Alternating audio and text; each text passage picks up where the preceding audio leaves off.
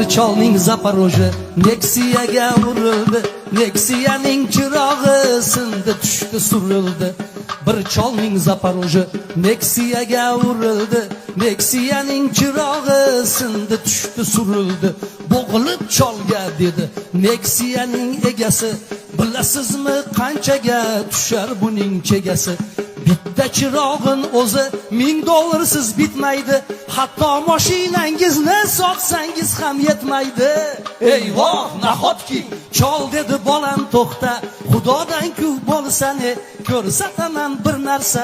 Mashinamga o'tirke, qo'ynidan bir xumchani olib shivirladi chol, bizga ko'k joy damlab kel, hoy jin qani chiqa qol. Xum ichidan jin chiqib choyni qildi muhayyo, yigit yoqasini ushlab dedi astag'firulloh. U bunday mo'jizani ko'rmagandi hech qachon, dedi shu xumchangizni menga soting otajon. Chol so'zladi bu xumcha menga qolgan otamdan, bu esdalik narsani senga qanday sotaman? Yigit cholni avradi, Nexia'ni beraman va ustiga 10 million so'm ham olib kelaman. Bir lahzada xumchaning bozori ketdi qizib, yigit Nexia'sini cholga berdi o'tkazib. Bor baraka, bor baraka. Xumni uyga olib kelib ishqaladi, chiqdi jim. Hamma hayron, jin dedi nima qilay xo'jayin, xotinimga qizimga mashina taqinchoqlar, o'g'illarimga zavod fabrika hovli bog'lar, menga esa bir yurtning podsholigin bera qol.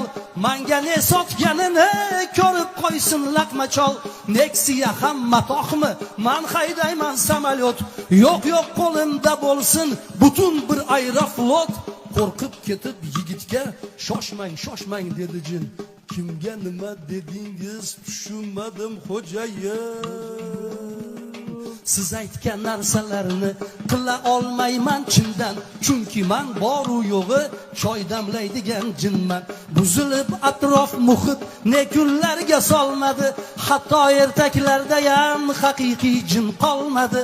Alqissa yigit xumni jinga otib uribdi, chol Nexia'da kulib kira qilib yuribdi.